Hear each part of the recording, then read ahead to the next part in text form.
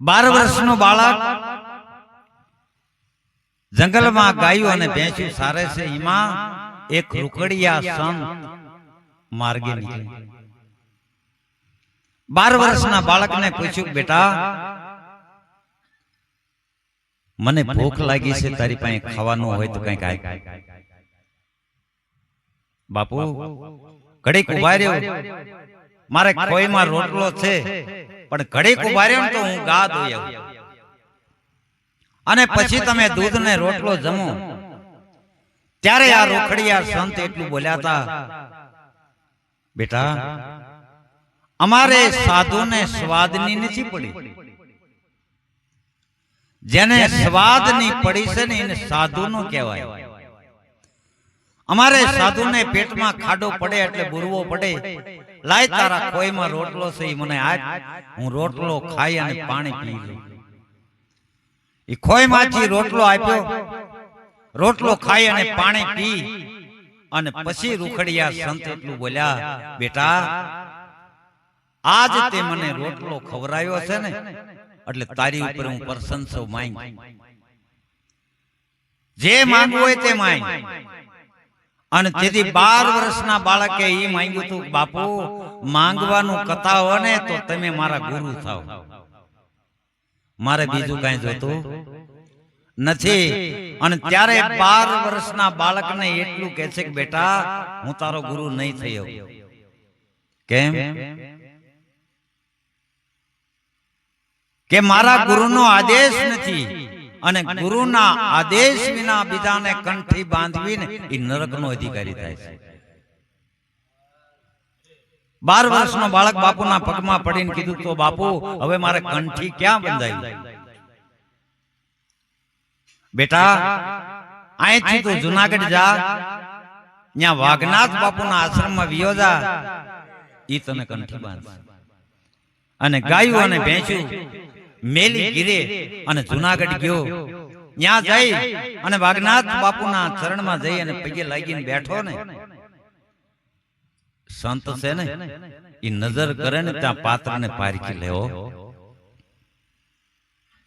સંતની દ્રષ્ટિમાં એટલી તાકાત.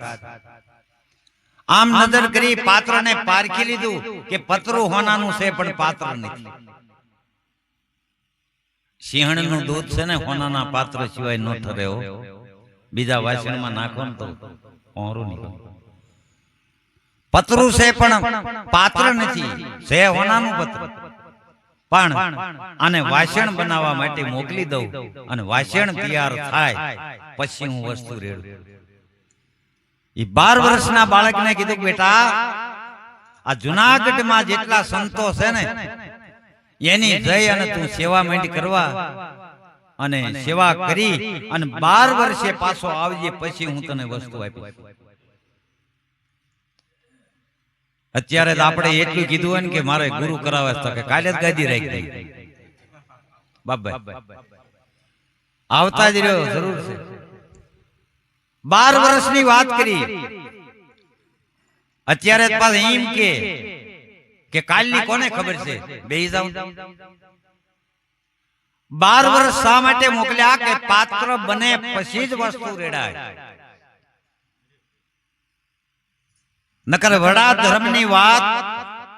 નું જે ભજન આવે છે એમાં કહે છે ને કે પાત્ર છે છોટું, વસ્તુ છે બહુ મોટી, આ ઠામ વિના કેમ ઠરે? વાસણ તો બનાવવું પડે ને. એ 12 વર્ષની ઉંમર હતી અને 12 વર્ષ જુનાગઢમાં સંતોની સેવા કરી અને 12 વર્ષે ફરીને પાછો આવ્યો આશ્રમમાં. અને ગુરુએ નજર કરીને અને જોયું ને ત્યાં વિચાર કર્યો કે બસ હવે ખેતર સોખું થયું, હવે ખેતર સોખું થયું ને હવે ખેતર સોખું હોય ને એમાં જ બીજ વવાય. પણ આ કયા બીજની વાત કરીશ? ઈ સતી લીલાબાઈ નું એક ભજન લેવું છે. ગુરુ મારા સતની વેલાડીએ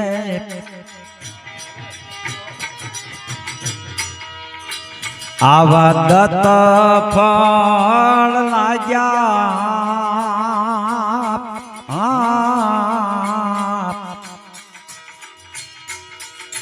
એ પધારો ગુરુ મારા સતની વેલડીએ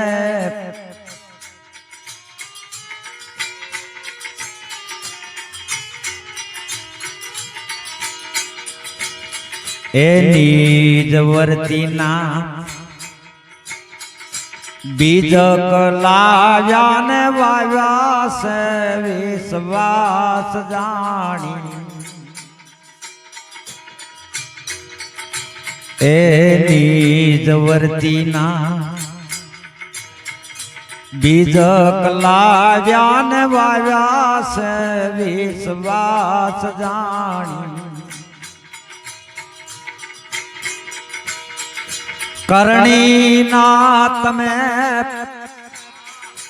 કેરા કરી લ્યો કરણી ના તમે કેરા કરી લ્યો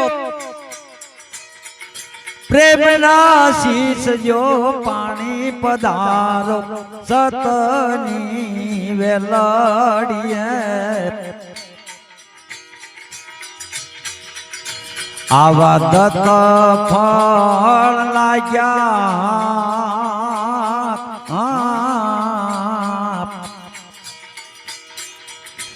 એ પધારો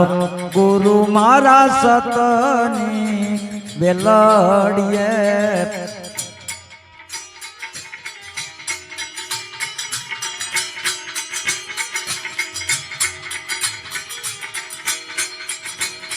એવું ગીસે કાંઈ અમર વેલીએ ના મૂળ તો પિયાળ મેલી એવું ગીસે કાંઈ અમર વેલીએ ના મૂળ તો પિયાળ મેલી ફાલી અને ફૂલી મારા ફાલી અને એ જ ફૂલી મારા નિજિયા ધર્મની વેલી પધારો સતની વેલડીએ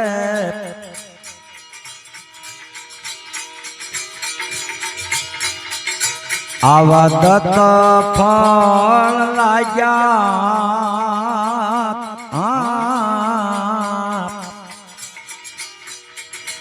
એ પધારો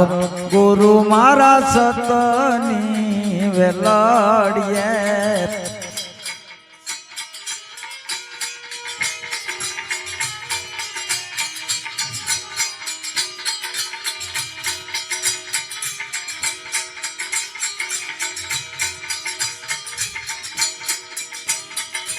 प्रथम तो पेला देख जानी राजा हरिचंद्र ने तारा दे रानी ए प्रथम तो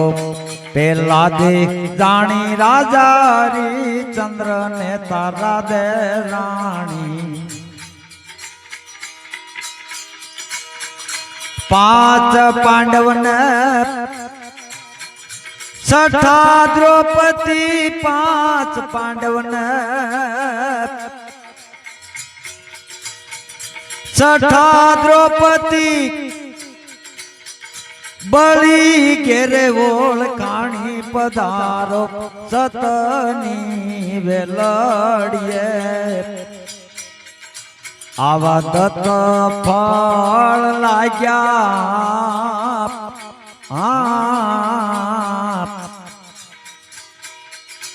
ए पधारो गुरु मारा सतनी वेलड़िए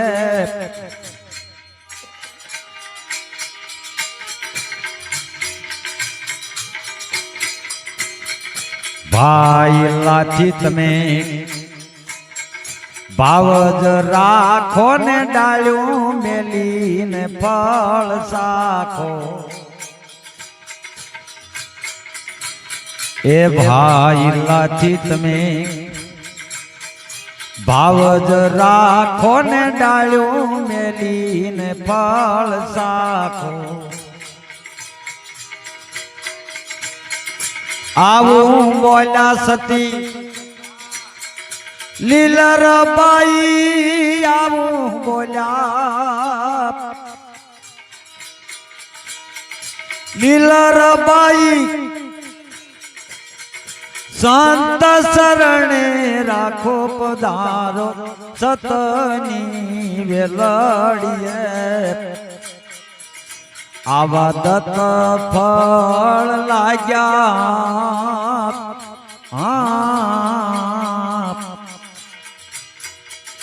એ પધારો ગુરુ મારા સતની વેલડીએ વેલડીએ કયા બીજ સોખું ખેતર થાય ને પછી નિજ નામના બીજ મંગાવ્યા નિજ નામના આ બીજ સદગુરુ મહારાજ આ કાયારૂપી ખેતરની અંદર વાવે છે સવારામ બાપા એનો પુરાવો આપે છે ખેતરમાં ખબર રાખજો નહીતર પાછળથી પછતાશો ખેતર તારું ખારું મોળું ખેડ વિના હું ખાઈશું વાયદો આવશે વિગોટી વાળાનો તેથી પૈસા ક્યાંથી પતાવશો ખેતરમાં ખબર રાખજો નહીતર પાછળથી પછતાશો આ કાયાને સંતોએ ખેતર કીધું આ ખેતર તારું ખારું મોળું છે પણ ખેડ વિના હું ખાઈશું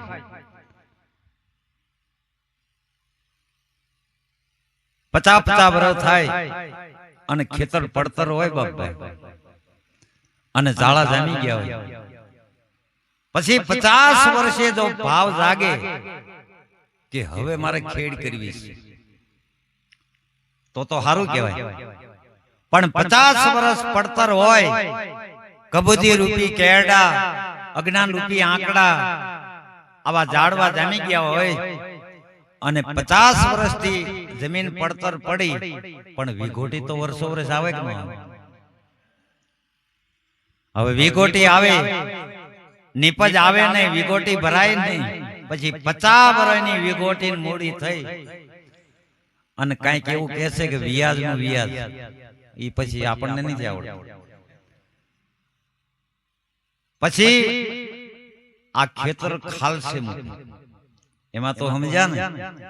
જેને કાંઈ કર્યું જ નથી પરમાત્માનું ભજન કર્યું નથી ભક્તિ નથી કરી પછી આ ખેતર જ્યારે ખાલસે જાય ને પછી હારો માણા હોય તો 1000 માણા શમશાન યાત્રામાં હોય આ બધા ભેગા થાય ને ખાલસે જાય છે સામાન્ય હોય 100 માણા હોય હરાજી એટલે ખેતરમાં ખબર રાખજો માટે આવા કોઈ સદગુરુ સંતના ચરણે જઈ અને નિજ નામનું બીજ લઈ ભલે તન મન ધન રૂપી નાણા દેવા પડે મોંઘું છે અને એવું બીજ લેવું હોય ને તો ખાતરીબંધ બિયારણ મળતું હોય ને ત્યાં લીજો હું મારી સલાહ શિવકુભાઈ નકર યાગરો તો ઘણા છે અત્યારે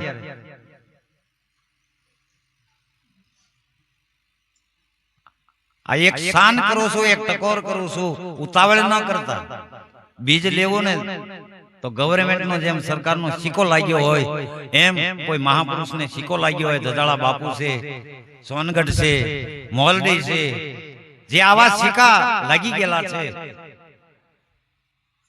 ત્યાં તમે શીશ ઝુકાવો અને કહો ને કે મને હવે મારો ઉદ્ધાર કરો અને ઈ જે કારણ કે સદગુરુ શાંત ખાલી દ્રષ્ટિ પડે ને તોય આપણું કલ્યાણ થાય ખાલી એનો પંજો પડે ને માથે પંજો પડે ને તોય કલ્યાણ થાય કારણ કે એ બધા સંતો સિદ્ધ પુરુષ વિચાર કરો તમે